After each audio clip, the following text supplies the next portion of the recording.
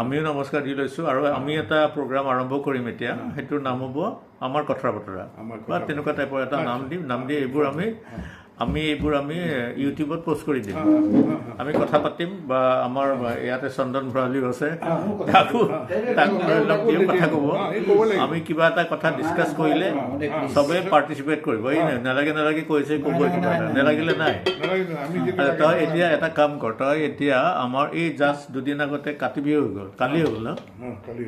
কালি কাতি বিহু হৈ গ'ল আমাৰ এই 24 চনৰ 2024 চনৰ কাতি বিহু কালি হৈ গ'ল এতিয়া আমি কাতি বিহুৰ কথাকে পাতো আজি কথা এইটো বহুত কথা জানো এইবোৰ কথা কাতি বিহু বহাগ বিহু এইবোৰ বহুত কথা জানো তো এইকাৰণে আমি কাতি বিহুৰ কথা যিখিনি ক'বলগীয়া আছে কৈ দেচোন বাৰু প্ৰথমতে কাতি বিহু আমাৰ ঠিক হেমন্ত কালৰ আৰম্ভণিতে হয় কাতি বিহুটো হৈছে আমাৰ এই হেমন্ত কাল মানে আমাৰ সমতলত সদায় 6টা ঋতু গ্ৰীষ্ম বৰ্ষা শৰৎ হেমন্ত শীত আৰু বসন্ত 6টা ঋতুৰ হৈছে কি আমাৰ 6টা ঋতুত প্ৰত্যেক 60 দিনে একচুৱেলি আমাৰ বতৰৰ বা ৱেডাৰটো আমাৰ চেঞ্জ হয় 60 দিনত ৱেডাৰ চেঞ্জ হ'লে আমাৰ যেতিয়া 6টা ঋতু হয় তেতিয়াহ'লে 6 পূৰণ 60 360 দিন হয় এটা বছৰৰ সমানে হৈ যায় গৈ পাই পেলাই 4-5 দিন ইফাল হ'ব পাৰে তাত একো নহয় আৰু সেইটো কাতি বিহু আমাৰ এইটো সময়ত শৰৎকাল শেষ হয়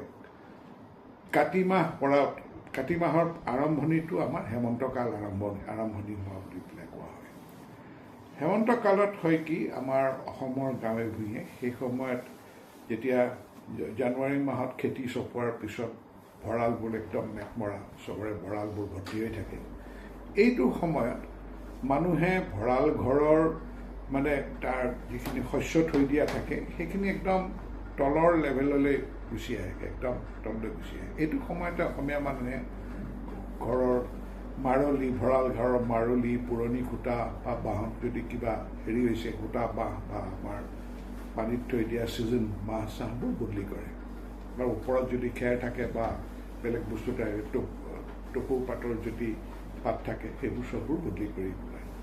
অসমীয়া মানুহৰ ঘৰত কোনোদিনেই খোৱা বস্তুৰ অভাৱ নাছিলে মেটমৰা ভঁৰাল ঘৰটো সদায় থাকে ভঁৰাল ঘৰৰ সেই ওপৰৰ মানে যিখিনি শস্য দানৰ তাৰ পৰিমাণটো কমি আহিলে এই ৰং চং কৰি মানে ভঁৰাল ঘৰটো ভালকৈ চাবলৈ চূণতেল লগাই চাবলৈ ভাল আৰু হ'ল কি এইটো সময়ত তোৰ এই নীলা আকাশৰ পৰা বগা ডাৱৰ দেখা যায় কহুৱা ফুল ফুলে বৰ সুন্দৰ আমাৰ সুধাকণ্ঠই সুধাকণ্ঠই কেইবাটাও গাল দেখিছে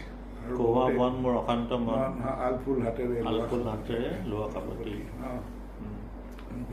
সুন্দৰ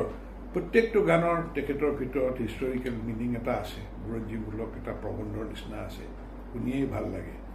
এইটো কথা হ'ল কি আমাৰ এইটো তুলসী আমি মেইন কাতি মাহত তুলসী পূজা কৰোঁ কেলৈ বতৰটো চেঞ্জ হয় নহয় আমি লাহে শীতকাললৈ এতিয়া গৈ আছোঁ লাহে ঠাণ্ডা দিন পৰি আহিব এই সন্ধিক্ষণটোত অকণমান মানুহৰ কাহ কফ সাধাৰণ কাহ কফ অলপমান চৰ্দি কাহ কফ পানী লাগে একজেক্টলি ৰাইট সেইটো হ'লে হয় কি তেতিয়াহ'লে মানুহে এই তুলসী পাতৰ মানে বহুত বিধ গন্তি কৰিব নোৱাৰা বিধ আমাৰ গুণ আমাৰ শাস্ত্ৰত লিখা আছে তাৰপিছত আমাৰ পুৰণা বেদত লিখা আছে পুৰণা মানে কিতাপ পত্ৰত সদায় তুলসীৰ ওপৰত ইমান তাৰ মানে চিকিৎসাজনিত কাৰণত কি হওক আৰু ইমান বেছি গুণ সেইকাৰণে আমাৰ হিন্দু ধৰ্মত তুলসী গছটো অতি পবিত্ৰ বুলি কোৱা হয় তুলসী খুব পবিত্ৰ সেইটো তাতো লাগে আকৌ বিষ্ণু পূজা আকৌ শিলেগ্ৰামৰ পূজা তুলসী নহ'লে নহয় এতিয়া তুলসীৰ তলত যদি তই এনেও চাকি দিয় তেতিয়াহ'লে হয় কি অকণমান গৰম হেৰিটো পাই নহয় তলৰ পাত তুলসীৰ তলৰ পাতকেইটাই তেতিয়া প্ৰায় 500 স্কুৱেৰ ফিট মানলৈকে এজোপা তুলসীৰ গুড এফেক্টটো গুচি যায়গৈ চাব পাৰি ভাল ক'লা তুলসী হওক বা ডাঙৰ তুলসী পাত যদি হয় বহুত দূৰলৈকে গুচি যায় ৰাতিপুৱা উঠি সদায় এটা খালী পেটত তুলসী পাত খালেও হেৰি হয় ভাল হয় মানুহৰ কাহ কফ জোৰ হয় এতিয়া কথা হ'ল কি মৌৰ লগত তুলসী খাব পাৰি, পিঁয়াজৰ ৰসৰ লগত বহুতে খায়, আদা দি লয়, মৌ আৰু তুলসী পাত, হয় এইটো ঔষধ। তাৰপিছত এই শস্যটোৰ সময়ত হয় কি, এইটো সময়ত আমাৰ বৰষুণ শেষ হোৱাৰ পিছত সৰু সুৰা কিছুমান পোক পৰুৱা মানে ওপৰলৈ উঠি আহে, উৰিব পৰা হয় সিহঁতে। সেইটো সময়তে আমাৰ দুৰ্গা পূজাৰ সময়ত কলাবৌ বুলি পেলাই বা বেলবৰণৰ সময়ত কলাবৌ বুলি যিটো বস্তু আছে, তাত আচলতে 10 বিধ শস্য মিলাই পেলাই সেই কলাবৌটো বনোৱা হয়। এইটো শস্যটো তাক দিয়ে কেলে, এতিয়া সেইবোৰ শস্য ঠাণ্ডা দিনত হোৱা যিবোৰ আমাৰ বস্তু আছে, কৰ্টেলেৰিয়া, দাইল চাইডৰ গুটি হওক বস্তুবোৰ, এইটো তাত সেইটো সময়ত দিয়া হয়। আকৌ আমাৰ এইটো সময়তে কবি পুলি, বন্ধাকবি পুলি, ফুলৰ পুলি এইবোৰ ৰোৱা সময়। চাকুলেণ্ট হৈ থকা কোমলীয়া পুলিটোত পোকে কেতিয়াবা খাবলৈ হেৰি কৰেতো, আৰম্ভ কৰেতো। সেইটো কাৰণে চাকি জ্বলালে তোৰ হয় কি, পথাৰৰ মাজত যেতিয়া চাকি এটা পেলাই, পথাৰৰ মাজত চাকিটো অকণমান ডাঙৰকৈ জ্বলোৱা হয় তাত, আৰু ডাঙৰকৈ জ্বলোৱা চাকিটোৰ ওচৰতে আমাৰ ইংৰাজী টি আখৰটোৰ নিচিনা বহুতে তাত এডাল বাঁহৰ এডাল গোজৰ নিচিনা পুতি পেলাই থৈ দিয়ে। আৰু তাৰ ওপৰতো বহুতে তোৰ সেই চাকিটোৰ ওপৰতো বহুতে এটা কলৰ এটা সৰু গছ এজোপাৰ ওপৰত কাটি পেলাই তাৰ ওপৰত চাকিটোতো পাৰ কৰে, বা এই টিটোৰ মাজতো চাকি এটা জ্বলাই থয়। এই টিটোৰ মাজত চাকিটো জ্বলালে হ'ল কি, ৰাতিপুৱাই যেতিয়া আমাৰ দ্ৰংগ শ্ৰংগ এইচবে চৰাইবোৰে যেতিয়া খাবলৈ আহে, দ্ৰংগ মানে আমাৰ ফেচু চৰাই, শালিকা হওক হেৰিটা ৰাতিপুৱা, তাৰপিছত আমাৰ কাণকৰিকা বুলি পেলাই কয়, এছিয়াত পাইট ষ্টাৰ্লিং, এইবোৰ জাক পাতি পেলাই যেতিয়া খাবলৈ আহে, সেইটো সময়ত মানে তোৰ হয় কি, এইবোৰ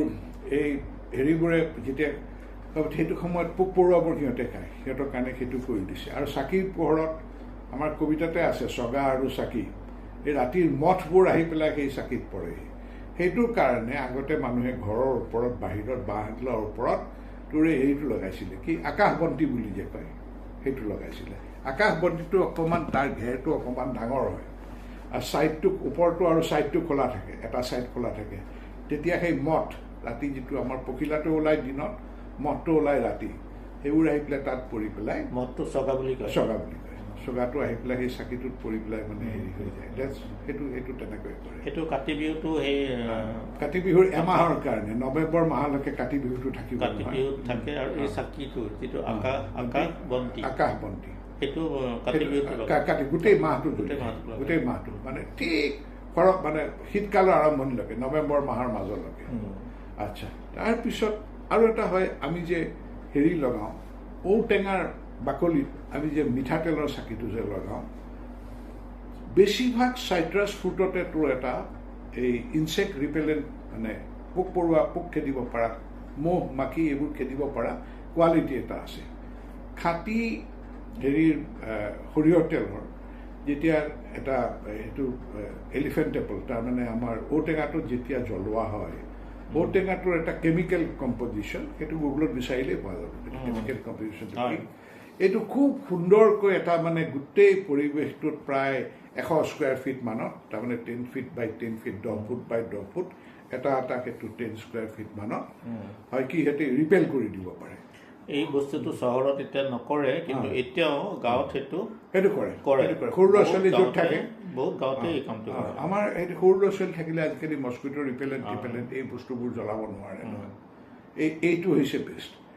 এইখিনিতে মই আৰু এটা কথা কওঁ, সৰু ল'ৰা ছোৱালীৰ কথা যেতিয়া ওলালেই, আমাৰ নেমু টেঙাটোৰ যিটো ভিতৰত ৰস থকা বস্তু আছে নহয়, সেইটো এটা ইনচেক্ট ৰিপেলেণ্ট। নেমু টেঙাটো এফালে কাটি ভিতৰত অকণমান কুৰুকি দি উলিয়াই তাত কলিতা এডাল জ্বলাই ভৰাই, অলপমান যদি খাটি মিঠাতেল ভৰাই যদি জ্বলাই থোৱা হয়, তেতিয়াহ'লে সেইটো বস্তুটোৱে ইনচেক্ট ৰিপেলেণ্ট হিচাপে কাম কৰিব। এইটো গাঁৱৰ পিনে এতিয়াও কৰে মানুহে, কিয় তাত নেমু টেঙা পাবলৈ অতি সহজ। আমাৰ ইয়াততো জানে নেমু টেঙা এইটোতো 20 টকাত 3টা মানে দিয়ে,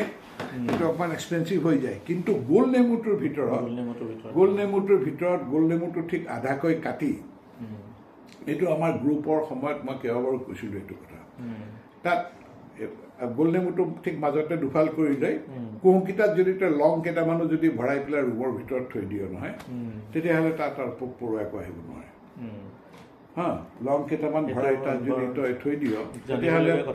হা এই পোক পৰুৱা একো আহিব নোৱাৰে বিশেষকৈ এইটো সময়ত এই তোৰ কাৰ্তিক মাহত এইটো খুব কৰে হা কাতি মাহত এই বস্তুটো খুবকৈ কৰে তাৰপিছত এইখিনি কাতি বিহুৰ কথা আৰু কাতি বিহু এইটো মানে মই আমাৰ বৈজ্ঞানিক দিশটোহে কৈছোঁ ধৰ্মৰ পিনৰ পাতো বহুতে কৰে আঁঠু ল'ব লাগে ধৰ্ম নহয় সেইটো